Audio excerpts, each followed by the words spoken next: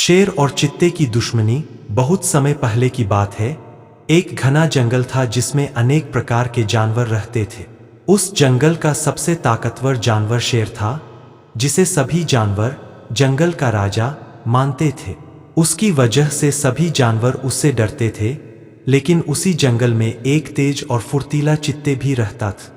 शेर और चित्ते की गहरी दुश्मनी थी, क्योंकि दोनों को अपनी ताकत और गति पर गर्व था और दोनों जंगल का सबसे श्रेष्ठ शिकारी बनना चाहते थे। एक दिन शेर ने जंगल में एक बड़े हिरन का पीछा किया, लेकिन हिरन इतना तेज भागा कि शेर उसे पकड़ नहीं पाए। तभी उसने देखा कि चित्ते बड़ी तेजी से उसी हिरन का पीछा कर रहा है। चित्ते ने अपनी फुर्ती से हिरन को पकड़ लिया। यह देखकर शेर को बहुत गुस्सा आए।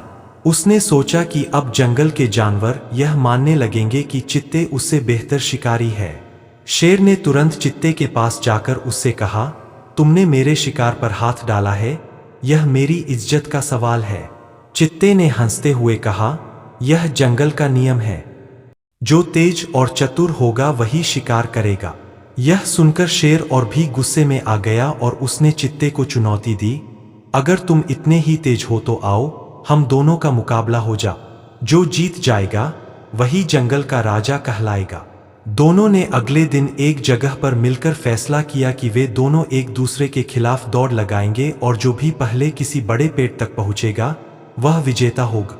दौड़ शुरू हुई और दोनों अपनी पूरी ताकत और तेजी के साथ दौड़ने लगे। शेर भारी और ताकतवर था, लेकिन चित्ते की गति के आगे टिक नहीं पाए।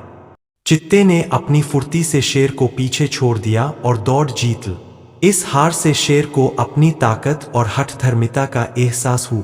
उसने महसूस किया कि हर किसी की अपनी खासियत होती है और हमेशा जीतने के लिए ताकत ही काफी नहीं होती।